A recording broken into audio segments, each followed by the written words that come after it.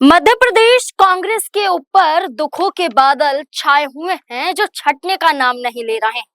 एक तरफ जहां पहले से ही उनके उम्मीदवार मीनाक्षी नटराजन का नामांकन रद्द हो जाता है, सारे रास्ते बंद हो जाते हैं, उम्मीद की किरण कहीं नजर नहीं आती है। सुप्रीम कोर्ट हो या चुनाव आयोग हो, दोनों के रास्ते बंद होने के बाद मीनाक्षी नटराजन भारतीय जनता पार्टी पर निशाना साधती है, लेकिन इससे भी कुछ हासिल नहीं होता है। जहां मीनाक्षी नटराजन का नामांकन रद्द होता है तो वहीं दूसरी तरफ कांग्रेस पार्टी के प्रदेश अध्यक्ष जीतू पटवारी को लेकर चर्चाएं शुरू हो जाती हैं कि क्या जीतू पटवारी की वजह से मीनाक्षी नटराजन का नामांकन रद्द हुआ। क्या जीतू पटवारी ने अपनी अध्यक्षता ठीक तरीके से नहीं की। जहां यह विवाद पहले से ही था तो वहीं अब दूसरी तरफ दिग्विजय सिंह, जो मध्य प्रदेश के पूर्व मुख्यमंत्री हैं और अब पूर्व राज्यसभा सांसद भी कह सकते हैं, क्योंकि चुनाव 18 जून को होने वाला है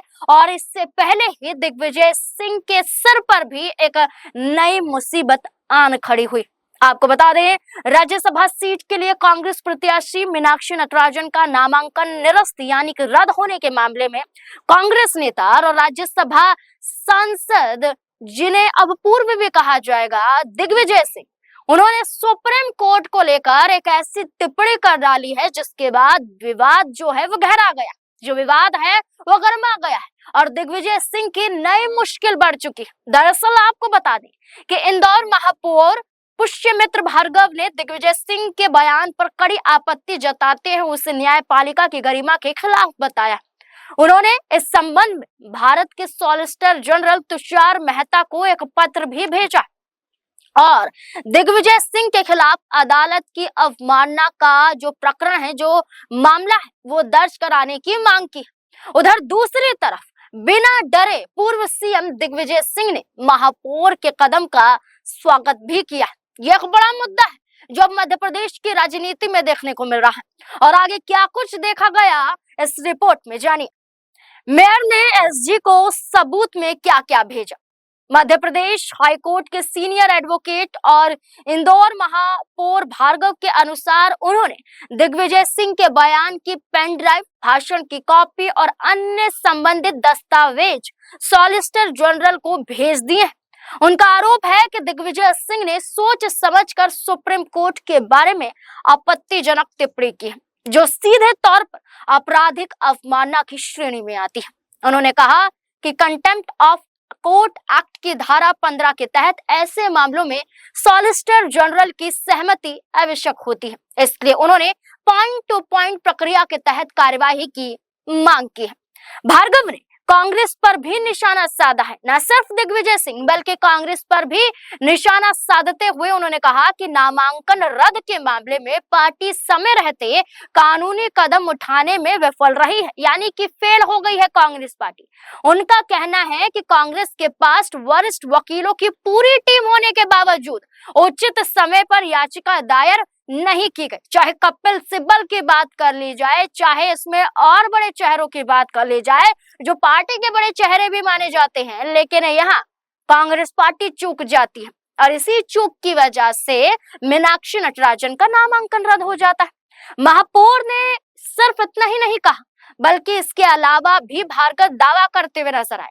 उनका दावा है कि सुप्रीम कोर्ट ने याचिका को तकनीकी आधार पर नहीं बल्कि चुनाव संबंधित स्थापित कानूनी प्रक्रिया का हवाला देते हुए खारिज किया है।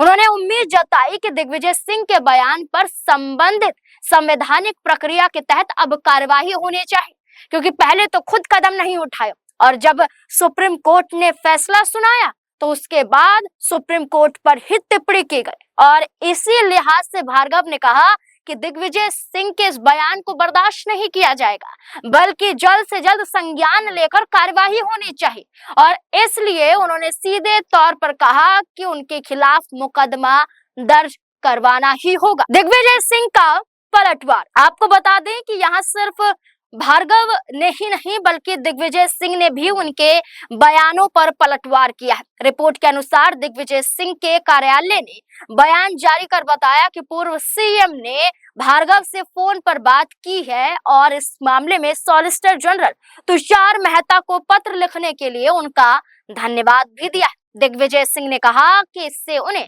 अदालत के सामने अपने दलील रखने का मौका भी मिलेगा। उनका कहना है कि वो सिर्फ डरने वालों में से नहीं है बल्कि वो मुंहतोड़ जवाब देने वालों में से, इसलिए वो रुकेंगे नहीं, चुप नहीं बैठेंगे। आपने मुकदमे की बात की है तो हम अदालत में ही जवाब देंगे। दिग्विजय सिंह ने कहा क्या था? दरअसल ये तो हमने देखा कि अब तक दिग्विजय सिंह के खिलाफ मुकदमा दर्ज करने की बात चल रही है। महापौर भार्गव द्वारा ये ऐलान किया गया, वहीं दिग्विजय सिंह पलटवार करते हुए नजर आते हैं। लेकिन आखिरकार वो मुद्दा क्या है जिस वजह से मध्य प्रदेश की राजनीति गर्मा जाती है? दरअसल उन्होंने कहा कि मीनाक्षी नटराजन के खिलाफ कोई आपराधिक मामला नहीं था और उनका नामांकन रद्द किया जाना गलत है। इतना ही नहीं, उन्होंने कहा कि सीट चोरी में कोर्ट, चुनाव आयोग और भाजपा शामिल है। दिग्विजय सिंह ने आरोप लगाया कि इस पूरे मामले में मिलीभगत हुई है और कांग्रेस इस मुद्दे को पूरे देश में उठाएगी। खुद दिग्विजय सिंह ने कहा कि जो चुनाव आयोग है, जो कोर्ट है, जो भाजपा है, ये सब मिले हुए हैं। ये ना सिर्फ अब तक वोट चोरी करते हुए नजर आ रहे थे बल्कि अब सीट भी चोरी करते हैं। अब ऐसा दिग्विजय सिंह का कहना है और इस बयान के बाद ना सिर्फ यहाँ पर आरोप या प्रत्यारोप का सिलसिला देखा गया, बयानबाजियों का दौर देखा गया, बल्कि एक और बड़ा घमासान मध्य प्रदेश में देखा गया। बीजेपी कार्यालय के बाहर दिग्विजय सिंह के पोस्टर। दरअसल भोपाल में भाजपा प्रदेश कार्यालय के सामने दिग्विजय सिंह का पोस्टर लगाया गया। इस पोस्टर पर दिग्विजय सिंह की तस्वीरों के साथ लिखा, जब फैसला मन का ना हो तो अदालत भी कटघरे में, सुप्रीम कोर्ट चोर है, ईवीएम गलत है, चुनाव आयोग गलत है, सरकार गलत है और अब सुप्रीम कोर्ट भी गलत है। ये ऐसा खुद पार्टियों द्वारा कहा जाता है। इस पोस्टर की जैसे ही जानकारी कांग्रेस कार्यकर्ताओं को लगती है, दिग्विजय सिंह के समर्थकों को लगती है, तो वो मौके पर पहुंच जाते हैं और पोस्टर को फाड़ देते हैं। इस दौरान भाजपा के खिलाफ नारेबाजी भी की जाती है, लेकिन भाजपा बार बार यही कहती है कि जब आपके मन के अनुसार नहीं हुआ तो आपने उन्हें ही गुनहगार ठहरा दिया। चाहे इसमें चुनाव आयोग हो या चाहे इसमें सुप्रीम कोर्ट हो, चाहे इसमें राजनीतिक पार्टियां ही क्यों ना हो। जीतू पटवारी पर भी गिरेगी गाज। यह सिर्फ दिग्विजय सिंह नहीं बल्कि इससे पहले चर्चा जीतू पटवारी को लेकर ही हो रही। दिग्विजय सिंह के बयान को कोट किया गया और उनके खिलाफ अब भाजपा द्वारा ये कदम उठाया जा रहा है, जहां सीधे सीधे तौर पर कहा गया कि दिग्विजय सिंह के खिलाफ कार्यवाही होनी चाहिए। लेकिन जीतू पटवारी के मामले में देखा जाए कि जब भारतीय जनता पार्टी ने 2 उम्मीदवार उतारे थे और दोनों उम्मीदवारों की यहाँ पर चर्चा की जाए तो ये माना जा रहा था कि बीजेपी यहीं तक सीमित रहेगी, तीसरा उम्मीदवार नहीं उतारेगी, क्योंकि यहाँ कांग्रेस पार्टी के पास तीसरे उम्मीदवार को जिताने के लिए पूर्ण जो विधायकों की संख्या है वो होती है। यहाँ बीजेपी को तीसरा उम्मीदवार जिताने के लिए कम से कम 9 से 10 विधायकों की जरूरत पड़ेगी। लेकिन जैसे ही मीनाक्षी नटराजन को उतारा जाता है, बीजेपी अपना तीसरा उम्मीदवार यहाँ उतार देती है केवट के जरिए।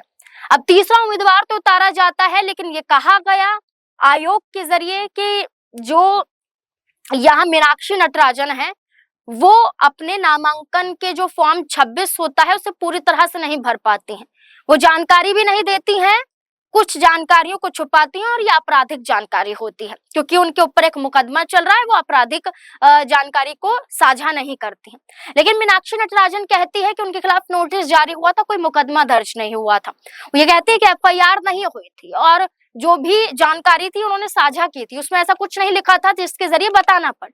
अब मीनाक्षी नटराजन का नामांकन रद्द हो जाता है, सुप्रीम कोर्ट के रास्ते बंद हो जाते हैं, चुनाव आयोग के रास्ते बंद हो जाते हैं। जीतू पटवारी को लेकर यह कहा जाता है कि आपका नाम पहले चर्चाओं में था, आपका नाम हटा तो मीनाक्षी नटराजन का नाम आ गया।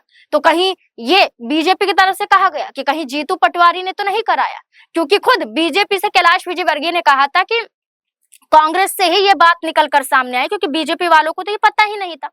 इसके बाद ये कहा जा रहा है कि दिल्ली में एक समीक्षा बैठक बुलाई जाएगी जिसमें जीतू पटवारी, उमंग सिंघार, हरीश चौधरी, ये तीनों बड़े चेहरे होंगे, क्योंकि इन्हीं के कंधों पर था कि मीनाक्षी नटराजन को जिताया जाए राज्यसभा का चुनाव। लेकिन वो फिर विफल हो जाते, वो पास नहीं होते हैं। और इसी वजह से कहा जा रहा है कि जीतू पटवारी से अब उनका प्रदेश अध्यक्ष का पद भी छीना जा सकता है। और ऐसा कहा जा रहा है कि अध्यक्ष के तौर पर जीतू पटवारी सही नहीं बैठे। राव विधानसभा सीट से 2023 में चुनाव हार जाने के बाद जीतू पटवारी को कमलनाथ की जगह सौंप दी जाती है, लेकिन कमलनाथ जितना प्रभावशाली उनका चेहरा नजर तो आया, युवा चेहरा दिखाई दिया, लेकिन वो कारगर साबित नहीं हुआ। अब जीतू पटवारी पर भी गाज गिरने की चर्चा है। अब देखना होगा इस बीच में क्या दिग्विजय सिंह अपने आप को बचा पाते हैं, या फिर ये जो चर्चा बीजेपी की तरफ से की जा रही है कि मुकदमा दर्ज होना चाहिए, कार्यवाही होनी चाहिए, माफी मांगनी चाहिए, वरना सलाखों के पीछे जाना चाहिए, क्योंकि न्यायपालिका पर ऐसी टिप्पणी बर्दाश्त नहीं की जाएगी। आपको क्या लगता है कि ये मामला ठंडा होगा या और भी ज्यादा मध्य प्रदेश की राजनीति में गरमाता हुआ नजर आ सकता है?